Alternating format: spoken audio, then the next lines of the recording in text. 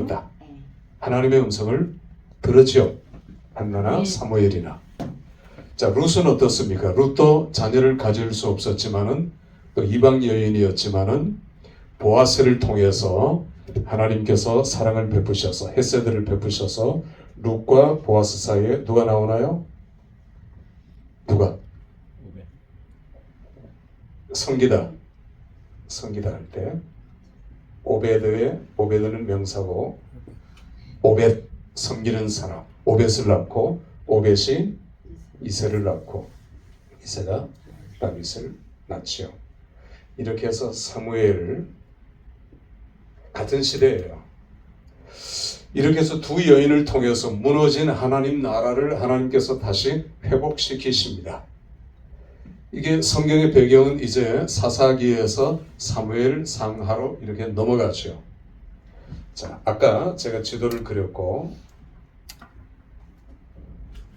블레셋은 안으로 쳐들어왔다 했죠. 이게 블레셋의 비전이라 했어요. 그러니까 이스라엘하고 아직 갈라지지 않았으니까 이스라엘입니다. 이스라엘하고 사사건건 부딪히는 겁니다. 계속된 국지전, 소규모로 계속된 전투를 벌이다가 블레셋이 전면전을, 최초의 전면전입니다. 국가의 운명을 걸고 국가 대 국가로서 전면전을 벌인 최초의 전투가 아벡 전투예요.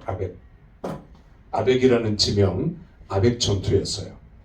이 아벡 전투에 이스라엘도 군대를 다 내보냈습니다. 이때의 사사는 마지막 사사 엘리예요. 그런데 1차 전쟁에서 블레셋이 승리했고 이스라엘이 4,000명이 죽었어요.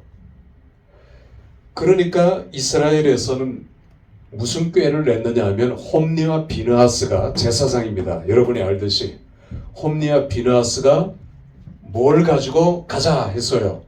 언약궤. 언약궤를 맨 앞세우고 전투에 임하면 이건 신들의 전쟁이니까 이쪽에 블레셋에서는 다곤신을 상징하는 우상을 맨 앞에다 갖고 나와서 싸움을 벌이는데 안 되겠다. 우리도 언약궤를 앞세워서 전쟁을 치르자. 하나님이 우리를 도우신다. 그런데 성경에는 홈니와 비느하스의 악행에 대해서 기록하고 있잖아. 그러면서 홈니와 비느하스를 하나님께서 심판하실 것을 예고하고 있는 거죠.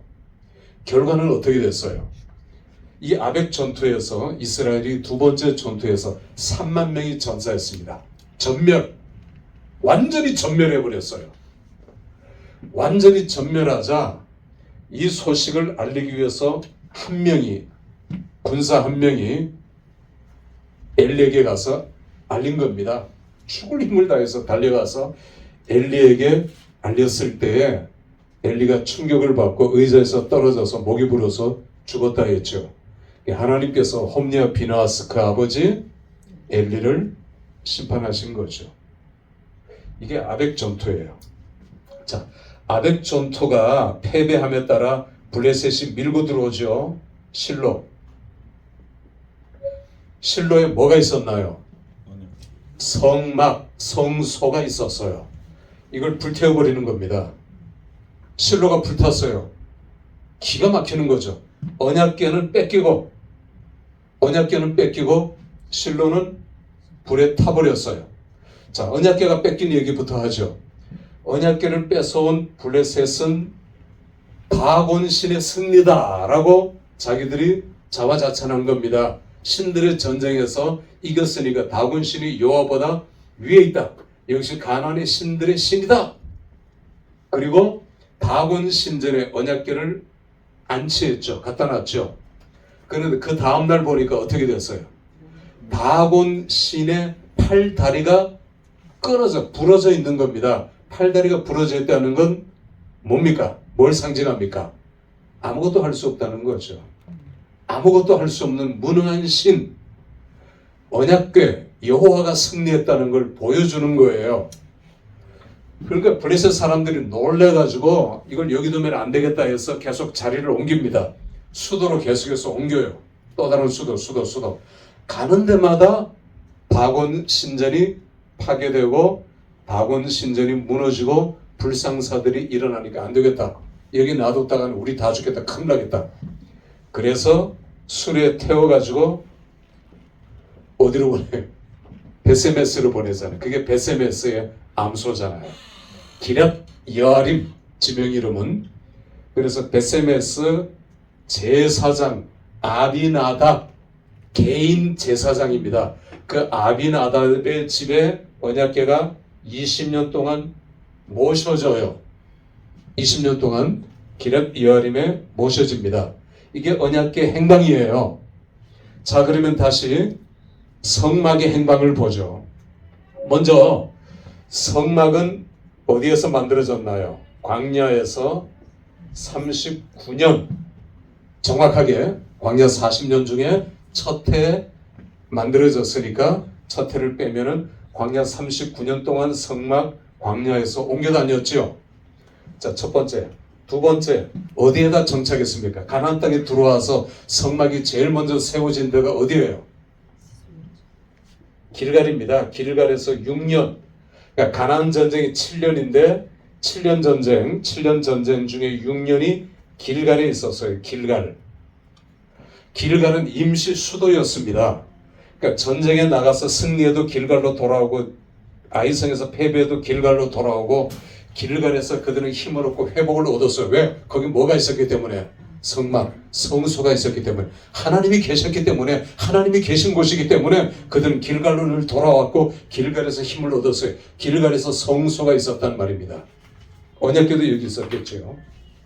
자, 길갈. 그 다음에 세 번째, 길갈에서 6년이 지난 다음에 그들은 다시 성소를 옮겼어요. 어디로 옮겼느냐? 어디로 옮겼을까요? 실로예요. 실로. 지금 얘기하는 실로입니다. 실로에서 몇 년 동안 있었을까요? 성소가 300년이 300년. 굉장히 오래됐지요. 300년 동안 있었던 실로가, 성소가 불탄 겁니다. 현재 실로에 가면, 저는 집사람하고 이제 실로에 가봤거든요. 실로에 성소를 그대로 재현해 놨고, 실로에는 매년마다 축제가 열리고 집회들이 열려요. 성막은 사라지고 없어졌지만 실로는 옛날이나 오늘날이나 유대인들에게 있어서 영적인 고향이라는 말입니다. 성소가 300년 제일 오래 있었으니까. 그런데 이 성소가 불타고 없어졌다? 이건 유대인들이 받을, 이스라엘 사람들이 받을 그 충격은 상상도 못하는 겁니다. 나중에 하나님께서 에레미야를 통해서 말씀하셔요. 실로가 불탄 거 너희들이 알지 않느냐? 하나님께서 내가, 그 말이죠. 내가 예루살렘도 실로와 똑같이 불태워버릴 거다. 그래도 백성들이 안 돌아왔어요. 하나님께서 그 약속대로 예루살렘을 실로와 같이 불태워버리고 성전을 다 불태워버리고 박살내버린 거예요. 자, 그래서 실로 두 군데 불타는 장면이 에레미야서 오늘 여기 실로 나오고 있죠. 사무엘상이 배경입니다. 실로가 300년 동안 지속됐지만 불에 타버렸어요. 실로가 불에 타고 실로는 성소는 성막은 없어졌잖아요. 그러니까 그래도 새로 이제 이건 광야 때부터 300년 동안 다 떨어졌지만 지속된 성소, 성막이에요. 성소라고도 얘기하고 장소 성자, 막이니까 천막이니까 성막이라고도 얘기합니다. 같은 뜻이에요. 어디로 옮겨졌을까요? 그 다음에 실로 다음에는 네 번째 높 땅이에요. 높 땅. 높. 이 정도 있는데 실로에서 없어졌지만 불타고 없어졌지만 높에는 예루살렘 가까워요. 제사장들이 마을을 이루고 살았고 그 제사장들이 성소를 세우고 성막을 세우고 돌아가면서 하나님 앞에 예배를 드렸던 장소가 높이에요. 높 땅입니다. 높 땅에서는 이제 82년 정확하게 82년을 있었고 다섯 번째 기브온, 여섯 번째 예루살렘, 멸망할 때까지. 자, 그러면 노비 얘기를 이제 할게요. 아벡 전투에서 패배하고 다시 앞으로 돌아옵니다. 아벡 전투에서 패퇴하고 실로 불태우고 녹당으로 옮겨가요. 82년을 있다 했죠. 그러면서 베들레헴 요 인근까지 다 함락당합니다. 함락당하고 요 근처에다가 블레셋이 총독부를 설치해요. 총독부, 수비대, 군사를 주둔시키고 식민지죠. 장악하는 겁니다. 그러니 이제는 완전히 블레셋의 종이 된 거예요. 종 노릇을 한 겁니다. 이때 32살의 선지자가 나타났습니다. 누굴까요? 사무엘입니다.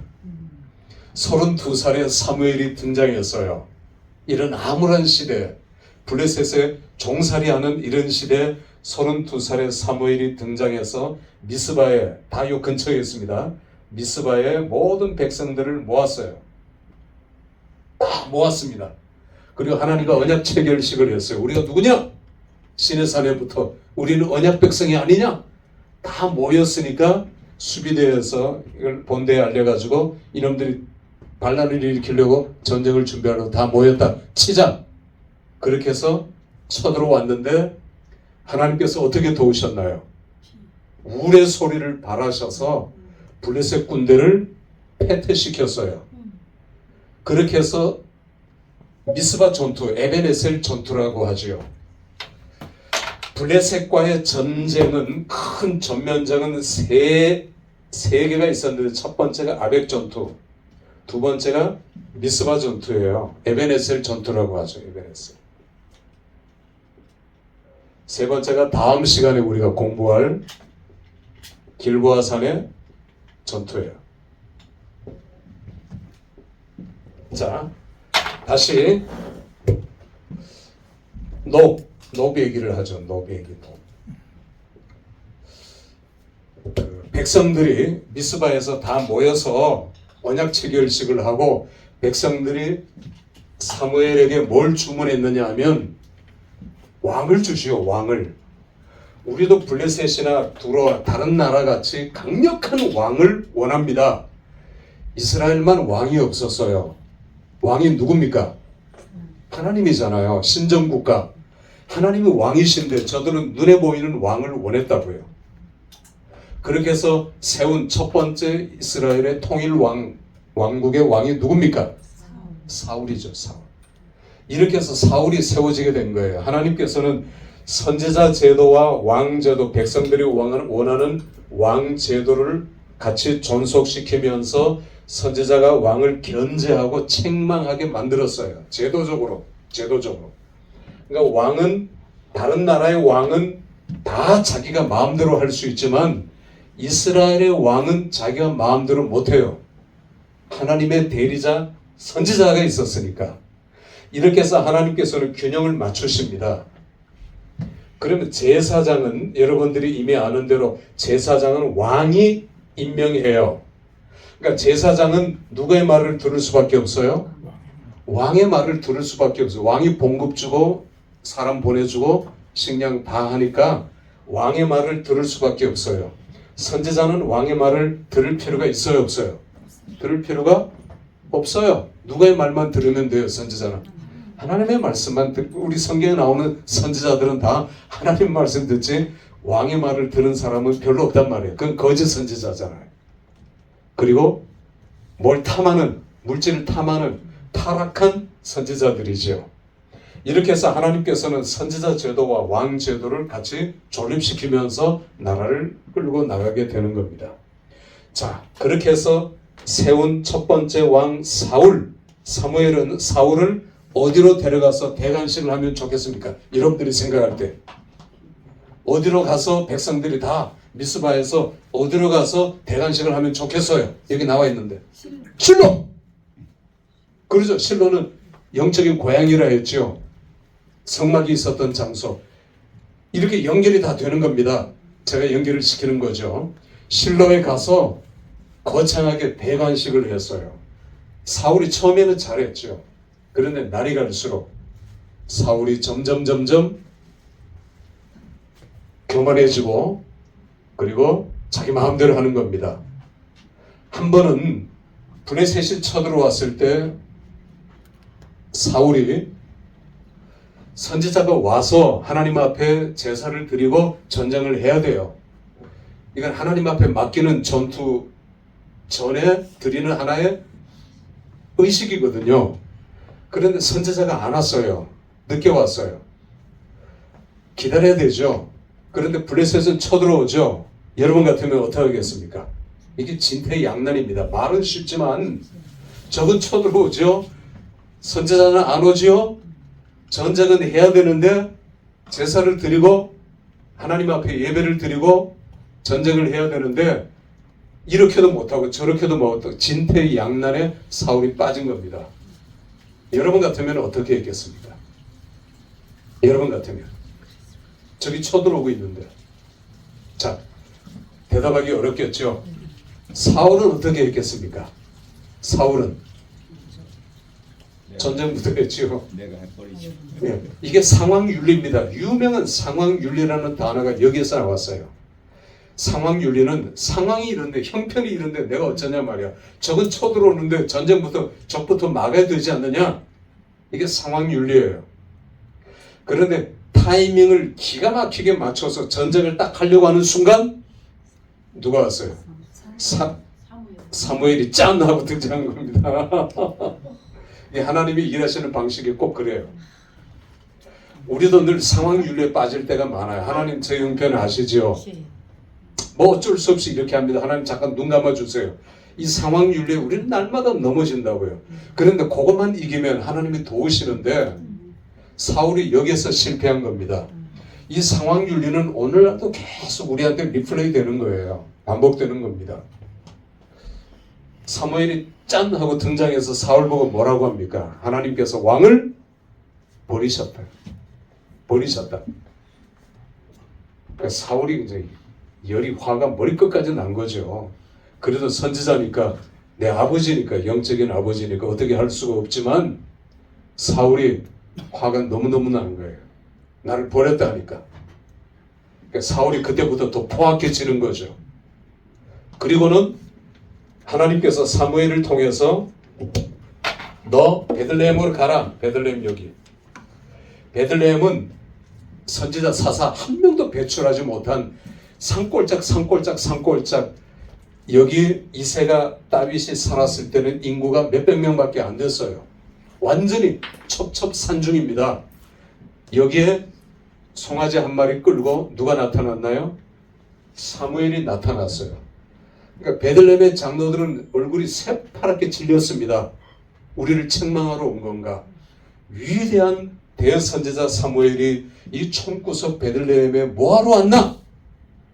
다들 불안하고 초조했어요. 다 모였어요. 모여봐야 몇백 명이에요. 사무엘이 이새가 누구냐? 하니까 이새가 나왔어요. 네 아들들이 어디 있느냐? 아들들 다 데리고 오라 하니까 아들들 다 데리고 왔죠. 다 아들들을 보니까 얼굴이 준수하고 왕의 제목감이 됐어요. 그런데 하나님께서 너 하시는 겁니다. 얘도 아니다. 얘도 너 없잖아요. 하나님 없습니다. 이 아들 중에 하나님께서 기름 부으라 하셨는데 없네요. 하니까 말제가 있다 했죠. 말제. 형들을 대신해서 양을 치러 보낸 말제가 히브리어로 하카톤이에요. 하카톤. 그 하카톤이라는 단어는 언제 제가 설교를 한번 했는데 그냥 말제가 아니라 꼴등, 실력이 없는, 별 볼 일 없는, 제껴놓은, 있으나 없으나 그 뜻이에요. 하카톤. 그런데 하카톤이 일을 내는 겁니다. 원래 하카톤이 여러분 주위에도 보세요. 하카톤이 일을 저질러요. 별것 아니라 했는데 하카톤이 일어나서 세상을 뒤집어 엎는 겁니다. 영웅 호걸들은 다 그렇게 일어났어요. 나폴레옹도 하카톤이고요. 이게 하카톤의 비밀이에요. 그러니까 다윗이 하카톤이었단 말입니다. 그 데리고 오니까 다윗은 키도 작았어요. 생김새도 우리는 뭐 다비드상 이렇게 이태리에 가면 다비드상이지만 그건 그냥 그린 거고 다윗은 정말 볼품이 없었어요. 정말 하카톤이었다고요. 꼴등이었다고요. 형들은 기골이 장대했지만 하나님께서 그 영어 성경에는 provide, 우리말 성경에는 예선이라고 했죠. 7번 나와요. 그 단어가 provide, 준비하셨다. 예선하셨다. 예정하고 택하셨다는 말이죠. 예정하고 선택하셨다. 예선하셨다. 사무엘도 내키지는 않았지만 하나님께서 예선하셨으니까 프로바이드 하셨으니까 기름을 부었습니다. 이게 다윗인 거예요. 이게 역사상에 최초로 드러난 다윗인 겁니다. 자, 다윗이 일어났죠. 그러다가 골리앗과 싸움에서 승리했고 왕의 부마가 되었고, 그러나 그때부터 다윗은 광야로 내쫓기잖아요. 자, 광야로 내쫓기는 다윗 10년, 그 다윗의 삶 속에서 다윗이 도망가다가 도저히 안 되겠다 싶어서 다윗이 무기가 없잖아요. 그래서 무기도 하나 구해야 되겠다. 내가 제일 먼저 도망가려면 어디로 도망갈까요? 여러분들이 생각할 때 성소가 있는 데로 도망갈까요? 아니면 부잣집이 있는 동네에 도망가서 뭘 얻어먹을까요? 아니면 아까 얘기한 것 같이 성소, 성막이 있는 곳에 가서 하나님의 도우심을 구할까요? 그거죠? 다윗이 믿음이 있으니까. 그런데 거기가 어디라고요? 성막이 지금 성소가 어디에 있다고요? 노. 실로는 불타고 노 땅에 82년 동안 성소 제사장 마을이 있는 여기를 찾아간 거예요. 엘리멜렉이 대제사장인데 대제사장에게 가서 다윗이 거짓말을 좀 했어요. 제가 사울의 왕의 사위라는 건 아니까 왕이 이제 나한테 심부름을 맡겨서 여기 왔다. 그런데 아히멜렉은 대제사장인데 그거 모르겠어요. 다윗의 초란 행색 그거 보고 금방 눈치를 채죠. 여기 머물라. 다윗은 도착하자마자 높당에서 하나님 앞에 예배하고 그 다음에 칼 무기가 있습니까? 무기가 있어야 되잖아요. 무기. 그런데 아히멜렉 대제사장이 여기 무기가 있다. 무기가 있다라는 거예요. 무슨 무기가 있었을까요? 골리앗의 칼입니다. 골리앗의 칼이 박물관에 전시된 것 같이 여기 높당에 골리앗의 큰 칼이 있어. 다윗이 그 칼을 쓸 수는 없지요. 그런데 골리앗의 칼을 본 다윗이 마음이 어떻게 했어요? 12살 때 오래전이죠. 뭐 한 7, 8년 옛날 그때 생각이 떠오르면서 하나님 앞에 내가 어떻게 살아야 될까? 내가 지금 도망치고 있지만 내가 이렇게 정처 없이 살아서는 안 되겠다. 그 신앙의 결단과 결심을 하게 된 계기가 된 장소가 노비예요. 그런데 이 모습을 도액이라는 자가 도액은 이방인인데 사울의 그 경호 대장입니다. 이 도액이 아마 다윗을 추격해 온 것 같아요. 추측하면 다윗을 여기까지 와서 다윗의 일거수일투족을 봤어요. 그런데 다윗을 혼자 체포하기는 조금 과했는지 안 되겠다 싶었는지 사울에게 도에게 쫓아가서 다윗이 높당에서 지금 쉬고 있습니다. 숨어 있습니다. 이걸 보고했어요. 그러자 사울의 부하들을 쭉 있는 데서 높당에 있는 제사장들 살아있는 것, 짐승, 동물 싹 다 죽여라. 진멸이라는 말이에요. 다 죽여라 했어요. 그런데 그렇게 할 자가 누구냐 하니까 부하들 중에 선뜻 나서는 자가 없었어요. 그래도 다윗은 왕의 사위고 여기 대제사장, 제사장들이 있는데 그걸 다 어떻게 죽입니까? 다 고개만 푹 숙이고 있는데 누가 손을 들었겠습니까? 이놈이.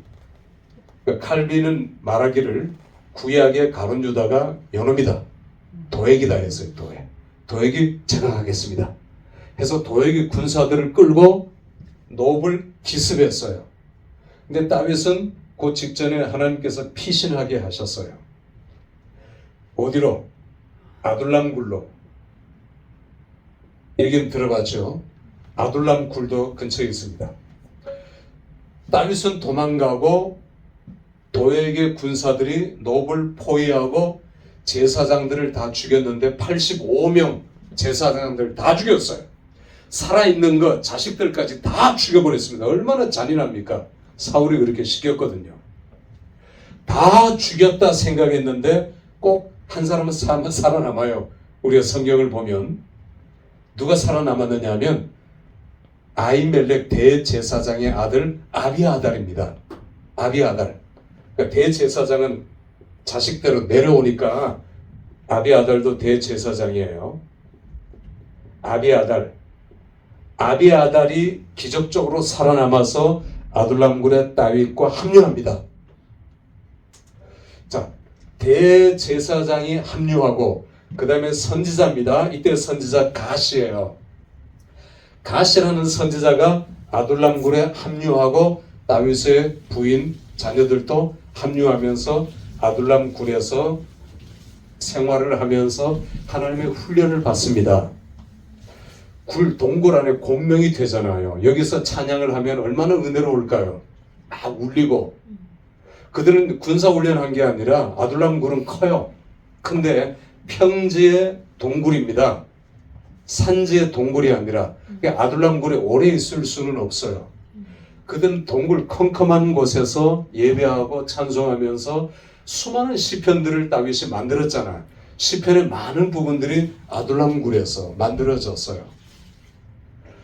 그러면서 제가 얘기하는 거는 보통 우리는 투미를 얘기해요. 투미, 귀로 듣는 하나님의 음성.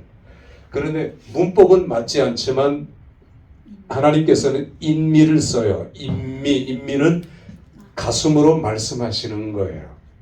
우리가 귀로만 하나님의 음성을 들으려고 하면 안 돼요. 잘못 들어요. 그리고 내 생각을 하게 돼요. 가슴에서 말씀하시는 하나님의 음성을 늘 들어야 돼요. 그러니까 하나님의 음성을 듣는 법, 귀로 들으려고 하면 실패합니다. 자꾸 환청, 환상, 환각, 자꾸 이런 거에 신경을 쓰게 돼요. 하나님의 음성 들었다. 귀로 듣는 거 아닙니다. 성경에서 말씀하시는 하나님의 음성은 인미예요. 가슴으로 듣는 거예요. 막 내 속에서 나를 일깨우는 말씀이 있잖아요. 나를 막 충동시키시는 하나님의 말씀이 있잖아요. 성경을 통해서 주시는 말씀이 있지 않습니까? 그게 인미예요. 이게 하나님의 음성을 듣는 법입니다.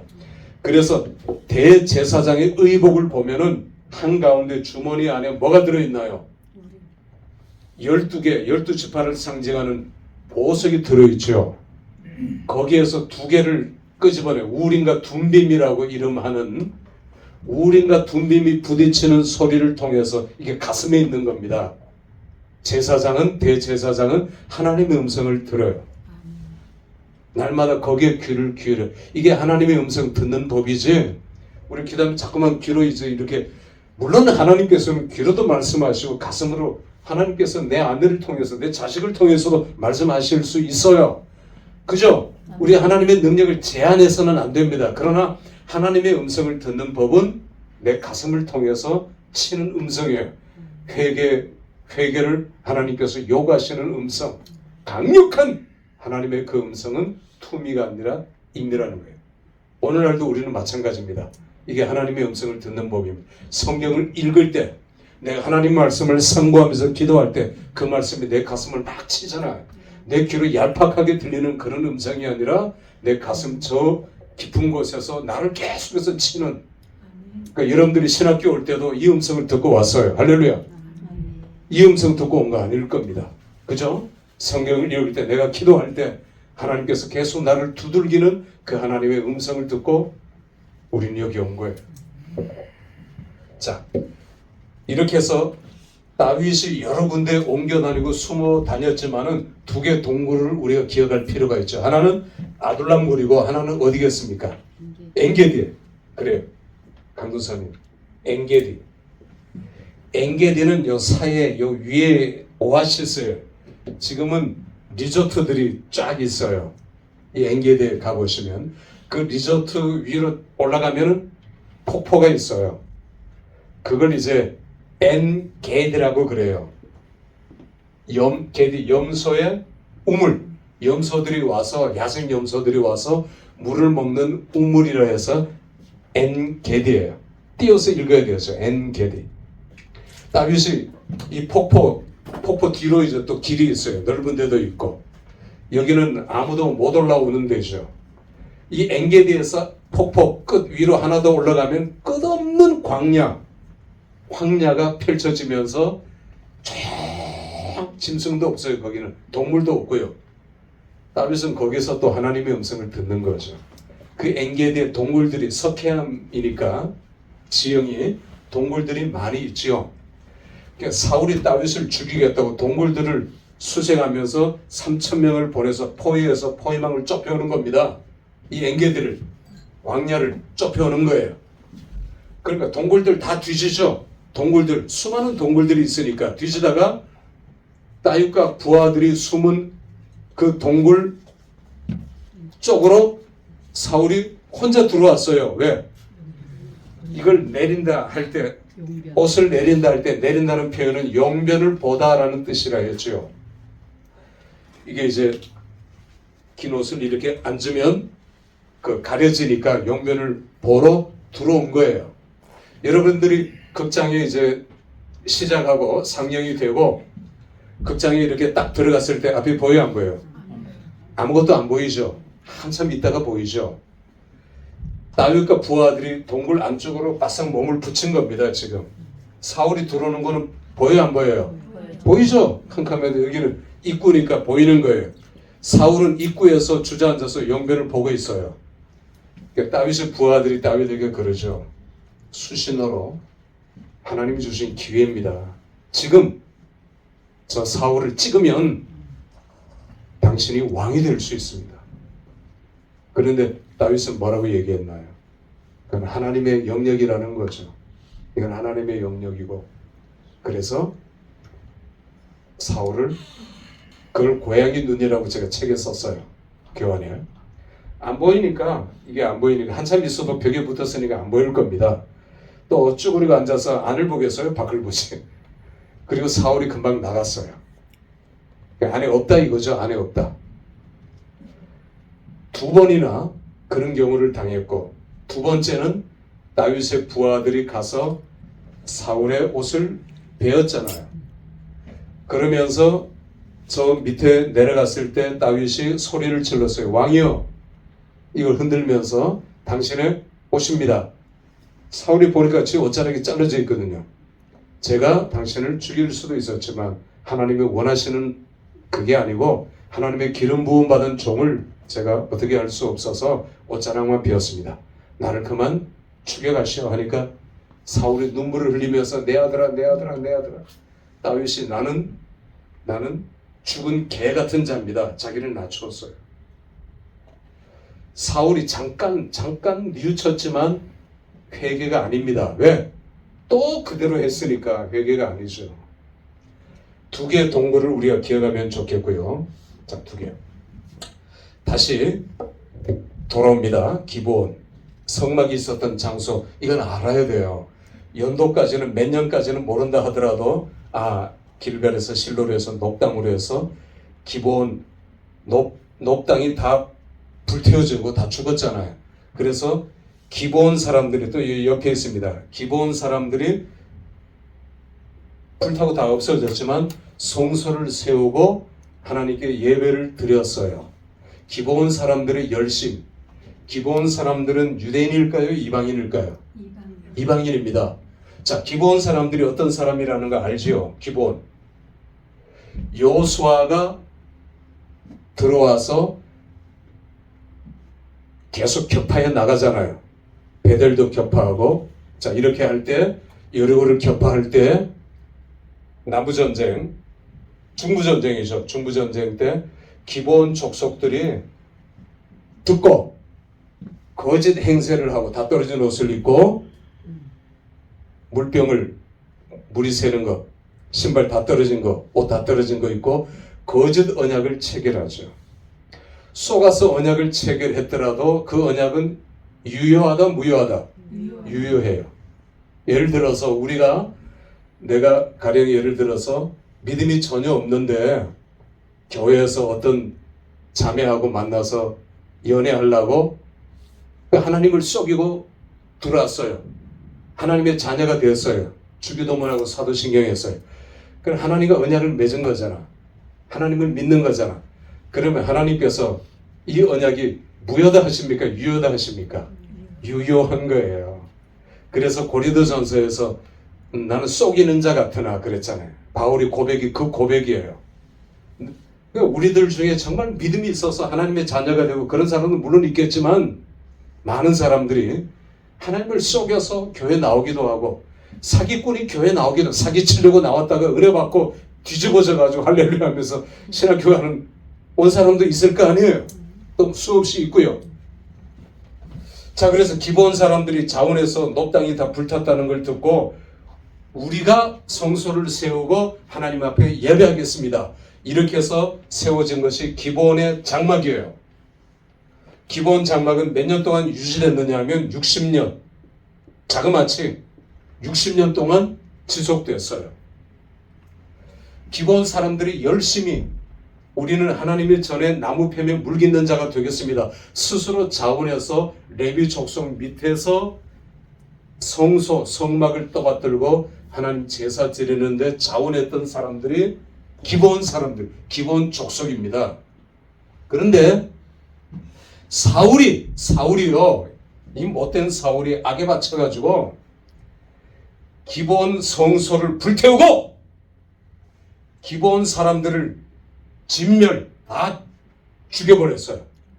물론 소수의 사람들은 살아남았지만은 사울이 이렇게 못된 짓을 한 겁니다. 사울은 자기 나름대로 민족주의를 고취시켰어요. 우리는 유대인들이다, 이방인들 이런 것들은 하나님이 다 받아들이고 언약을 통해서 아까 유의하다 했잖아요. 그런데 사울은 잘못된 열심입니다. 잘못된 열심으로 이방인 이것들 다 쳐서 쫓아내고 없애야 한다 하면서 기본족들을 친 거예요.